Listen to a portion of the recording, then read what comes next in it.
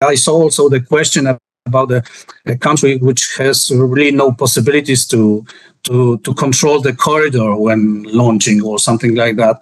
And of course, we are facing here in the exploration of outer space, we are facing more an objective, let's say, discrimination rather than a specific action of any state against any other state. I should say, as a former chair of the legal subcommittee, probably I'm too optimistic about that, but I had no idea that anyone can just say no because the delegation didn't like some ideas. No, I think that was not the expression of cooperative approach to the issues of space exploration and legal regulations of it. I think that nobody is willing to really limit the opportunities of other states. They don't have them. But if they want to have, they should be given the opportunity. And that's why we have this non-discrimination clause in the Outer Space Treaty in paragraph 2, article 1, which is very important. Because if they want, if they can join. And in the beginning, we had 2 nations. Now we had more nations. I don't know how many, but more. Certainly, not only launching, but also those who really actively participate in the cooperation, using also, as I said, international organizations, like in our case, the European Space Agency. Thank you so much. And really that does open up a lot of opportunities. Of course, now we in the committee, we have 102 member states in the Committee on the Peaceful Uses of Outer Space. It started with just a handful and has grown. And in these last number of years has nearly, we've increased, I think, 25 members in just the last 10 years alone. And so, you know, this is a dramatic increase. It's shown that there is interest of states, even those that don't have a capability right now, that this is a mode that they can cooperate internationally. They can mobilize their people to work with other states, that they can contribute to space programs of other states. And like you said, regional, interregional organizations, European Space Agency is one. There's a growing desire to bring more countries into the fold. We in the Office for Outer Space Affairs, of course, have our project, our program on the Access to Space for All, which we've made spacefaring nations out of the launch of Kibo Cube satellites from the International Space Station with our partner JAXA. Really important way to promote scientific development, to promote educational opportunities in states, and to also understand this role of governance at the national level, of a way to put in place systems that allow for keeping good people within those countries and giving them opportunities to build space industry in countries, I think is one of the ways that we can share those benefits of space science and technology. We all are users of space science and technology, but then when we really go to the next level of contributing to those, I think is really important as well. And with that, I'd really like to thank you so much. Let's see if we have another question you address with this. Yeah, we have a question on space resources, but I would like to invite that person. That's a very interesting, and you might know what is my approach to that. The last question on the chat. Exactly. Please, if you'd be so kind. Yes, exactly. Oh, yeah, if I have time. Yes. Yes, you do. Absolutely. First of all, I would like to turn to the idea of 2 important events next year. And one of them is the Luxembourg preparatory, let's say, expert event on space resources. And then we have a UN conference. I hope there will be a possibility for people to follow, to listen, and so on. So if it is, in fact, they can also monitor that exchange of views. But on the specific issue raised in the chat, I would like to say that, well, I was thinking about Artemis Accords as something which is coming from outside, and because of that, many people think negatively and so on. First, Mike, you know that I said, in order to say some words about the document, you should read it. And then when we read it, then we decided that, and I think now more and more people share that view, that we have some pillars that can be fundamental for the future governance of lunar activities, of activities in space resources. So Artemis Accords is one of them. So whether it is US-centric, I don't know. It is US that proposed the Artemis Accords, and it really contains a lot of material, a lot of notions that are very important for the space activities, and were not developed or appropriately dealt with in the Outer Space Treaty. But the main, let's say, main beginning of that is that the Outer Space Treaty is absolutely observed by all, and together with the fundamental documents of the UN, like UN Charter and so on. So with that, I'm absolutely secure that everything will be okay. And then we have certain issues that have to be developed through a very careful discussion, and we hope to get some views on that during the conferences next year.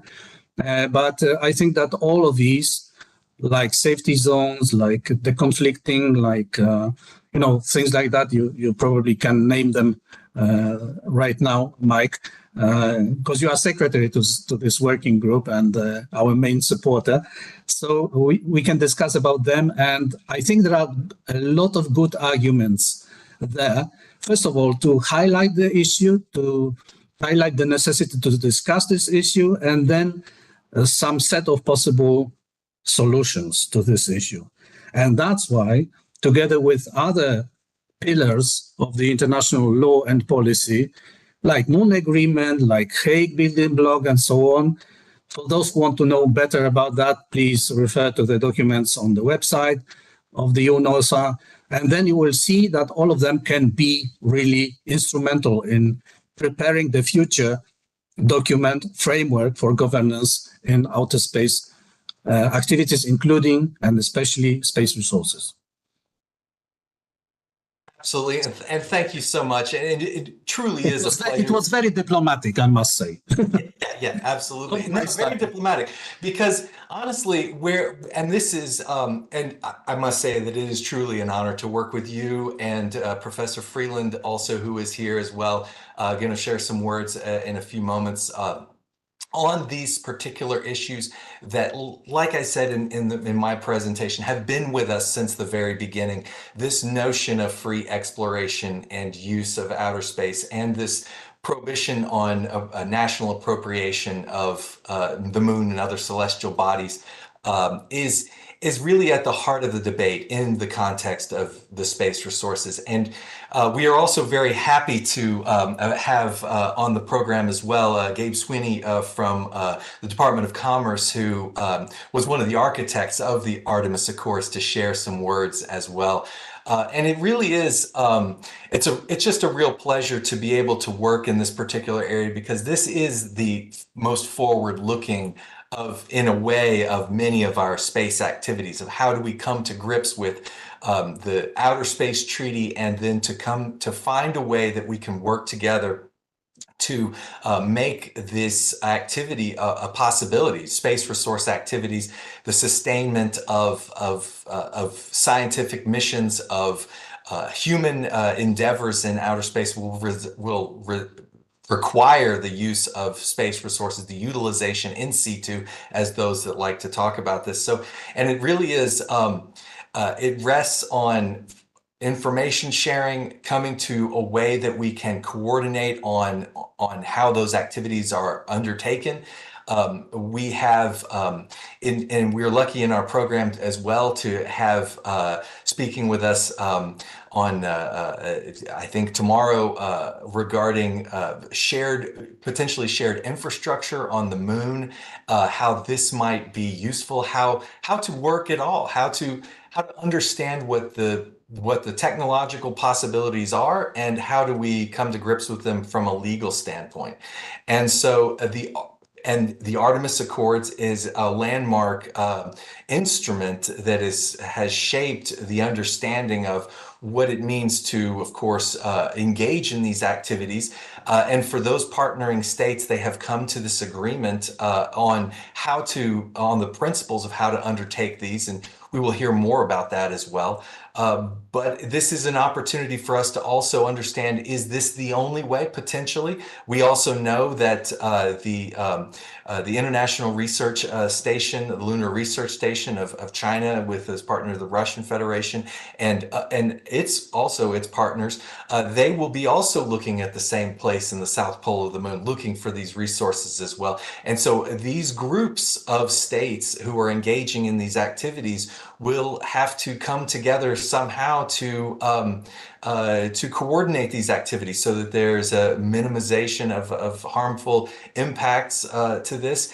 And we are all very excited to be able to hear from both of these camps about this as well. And we'll look forward to hearing Gabe Swinney, as well as look forward to Yushu's presentation on the last day on moon bases being open on the basis of reciprocity and how that might actually look and play out in practice.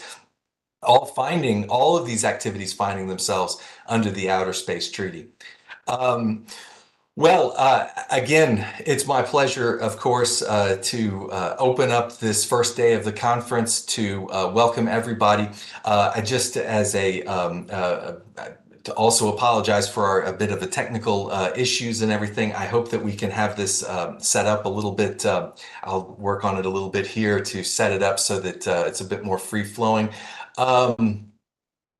We will go ahead and take a bit of a break until 12:15, if that is acceptable to all. We're a bit ahead of schedule. We've had our opening speech from the current chair of the legal subcommittee. She wasn't able to join. Hopefully she can join in these next days and provide some words from the perspective of international cooperation in the peaceful use of outer space, in the Committee on the Peaceful Use of Outer Space, specifically the legal subcommittee. And we also have a number of other former chairs. A little bit later today, we will hear our good friend Tari Bersibe, who is also a former chair of the legal subcommittee, who I see here as well. Thank you so much again. And so with that, I would like to go ahead and make a pause, have a coffee. We will adjourn back at 12:15 Central European time. That will be in about 20 minutes. With that, I would like to thank you all again for your attendance, and we'll see you in just a few minutes. Thank you so much.